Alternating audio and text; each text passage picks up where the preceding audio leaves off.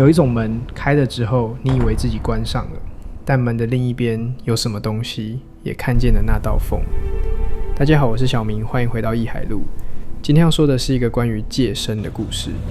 在台湾民间信仰里，乩童是神明的代言人，他把身体借出去让神说话，但没有人告诉他的是，不是所有走进来的都是神明。台湾民间对乩身一向敬慎，它不是正统道教或佛教的仪式，而是更古老的巫习传统。闽南地区好巫上鬼，明代八补通志就记载，闽俗好巫上鬼，此谬即楼岩山也，在在有之。汉人移民渡海来台，把这套信仰一起带了过来。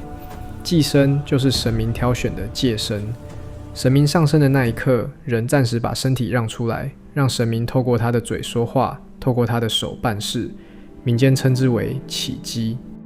乩身大致分三类：文乩比较安静，用说话、吟唱、开沙盘的方式传达神意，常见于济公、观音等较柔和的神明。武乩动作激烈，手持七星剑、乐斧、刺球等五宝，展现神威，驱邪捉鬼，常见于王爷、三太子。灵乩介于两者之间，神明不只透过动作，而是直接借乩身的嘴说出具体事情，回应信众的问题，传达神旨。今天这个故事就从灵乩说起。成乩的核心训练阶段，台湾民间称为训乩，其中最重要的是闭关坐静，短则7天，长则49天。静房内只有草席、神像、一盏油灯，窗户以红纸封死，隔绝一切外界。不吃荤持斋，每天焚香静坐，让身体与心智都空出来，才能承接神力。坐静期间，神明会亲自调教乩身，透过梦，透过身体的感应，让乩身习惯神明降驾时的冲击。出境之后，需经过验证身，灵乩多以对指、血符确认，武乩则操五宝见血，正式灵旨，才算真正成为神明的代言人。真假乩身，民间有自己的公评。真乩童不乱收钱，不夸大神迹，行为合乎该神明的性格。假的往往急于表演，说话前后矛盾。但还有第三种情况，是最让人不安的。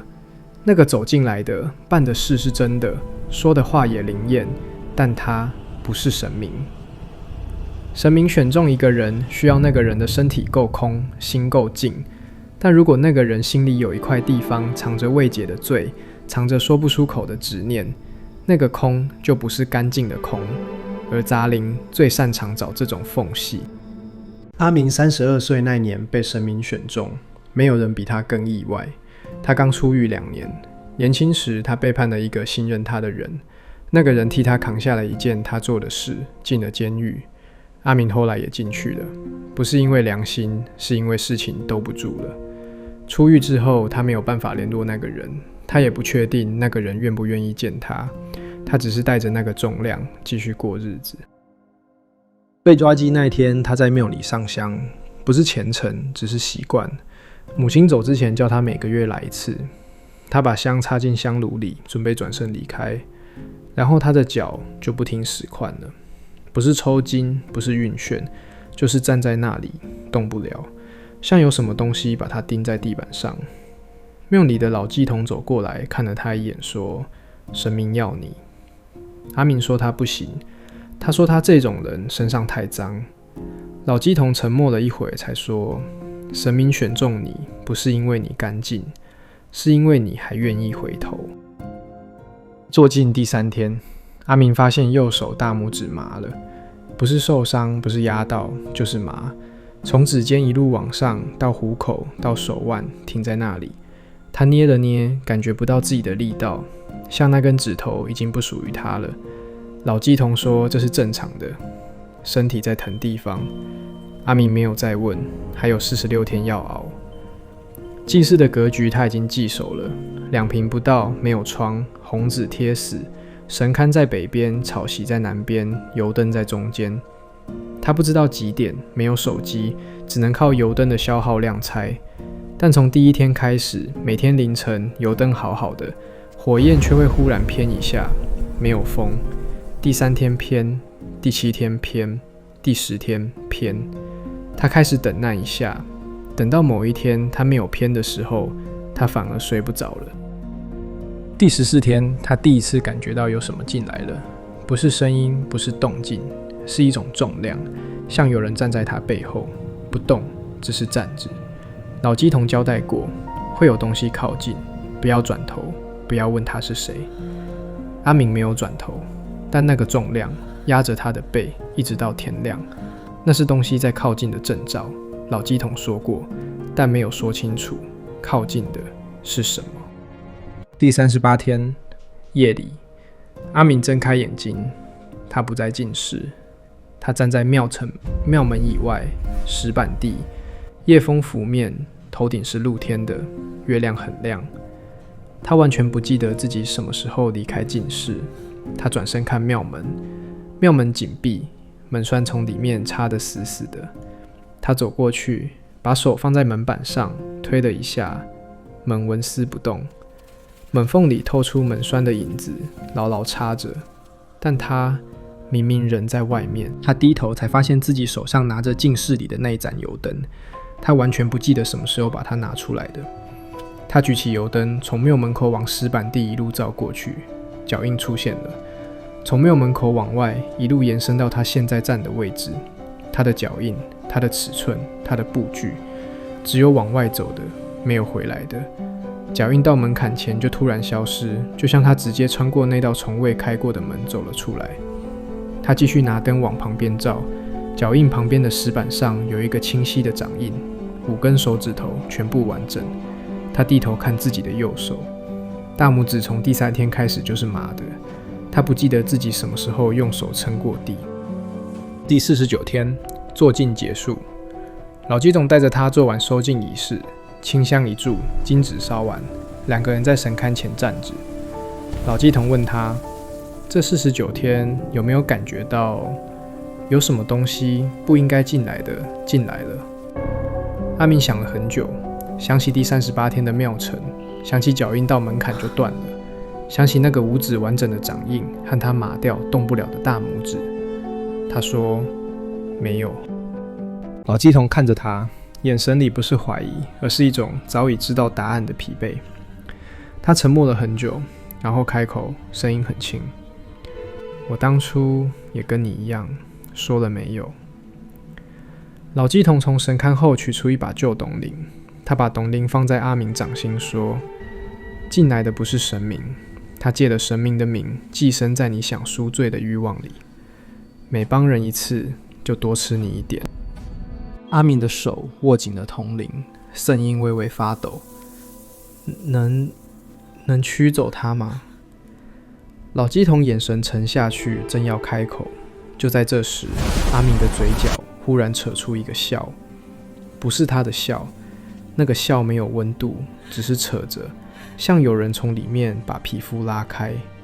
阿明感觉到了，却动不了。老鸡童脸色骤变，他一把抓住阿明手腕，迅速点起一束粗香，闭上眼睛，开始念咒。那段咒语阿明听不懂，但他感觉到净室里的空气开始变了，像有什么东西被一只看不见的手慢慢往外拉。老鸡童念得越来越快，声音越来越低，低到几乎听不见。神龛上的油灯火焰忽然笔直了。整个做净期间，他每天都在偏，那是第一次他没有偏。然后阿明背后那个重量猛地抽离了，像一条冰冷的东西被扯出来，从脊椎，从肩膀，从整个身体。阿明瘫倒在草席上，他听见老鸡童的声音，最后说了一句，不是对着他说的，是对着神龛说的，旨意过继，这孩子交给你了。阿明爬起来扶住老鸡童，老鸡童的嘴角有血，衣领湿了一片。阿明叫他的名字，老鸡童没有反应。阿明又叫了一声，更大声。老鸡童转过头看着他，眼神是清醒的，却什么都没有说。他没有说话，不是因为不想说，是因为他听不见了。那一晚，阿明跪在神龛前，烧了很久的香。他不知道该说什么，只是跪着让香一直烧。他低头看自己的右手，掌心有一道新的伤，浅浅的，像指甲掐的。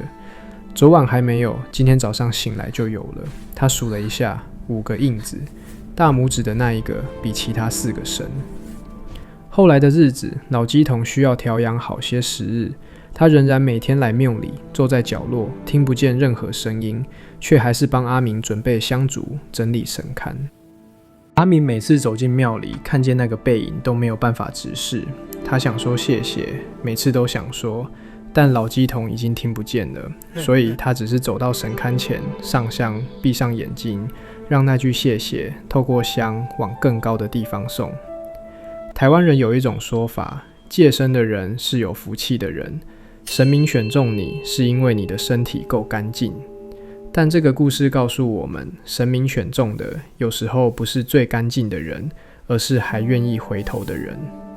阿明带着罪被选中，带着杂灵撑过49天，最后靠着一个老人一句旨意过继，才成为真正的借生。